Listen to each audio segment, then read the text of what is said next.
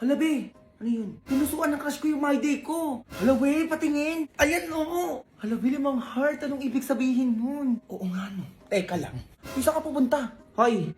Ay, bakit? Sige na, sinasagot na kita. Ano sinasagot? Tayo na. Sige na, pumapayag na ako maging girlfriend mo. Uy, ano pinagsasabi mo dyan? Pinusuan mo yung my day ko eh. O, ano ibig sabihin nun? Uy, wala akong alam sa sinasabi mo. Uy, yan ang wala.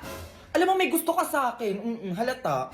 Pupuso ka eh. Uy, baka napindot ko lang yun. Uy, ano napindot? Diyos ko, ang dami-dami pwede mapindot doon. Yung puso pa talaga. Diba? May light, may haha, may angry, may care pa nga, tapos puso. Bakit yung puso pa yung napindot mo? Alam mo, sabihin mo na lang, may gusto ka sa akin. Papayag naman ako maging girlfriend mo eh. Oo nga naman, tama naman yung tropa ko. Uy, ayoko nga. Ayoko pumayag maging boyfriend mo. Uy, ano, choosy ka pa? Ako na to, Diyos ko, nag-iinarte ka pa. Baka napindot lang naman kasi, ba't napunta pa tayo sa ganito?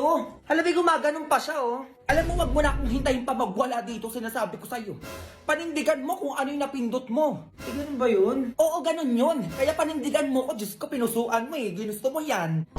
Ay, be, parang ayaw niya. Ano? Ang tagal na mo magsalita, Diyos ko, magwawala na ako dito. Oo na. Sige na, pumapayag na ako maging tayo. 20 ngayon ah. 20 months rin natin. Baka kalimutan mo agad. O sige. O ibigay mo na sa akin yung password ng Facebook mo. Ibig kailangan mo pa kunin yun. Uy, baka may lumandi pa sa'yo. Ano?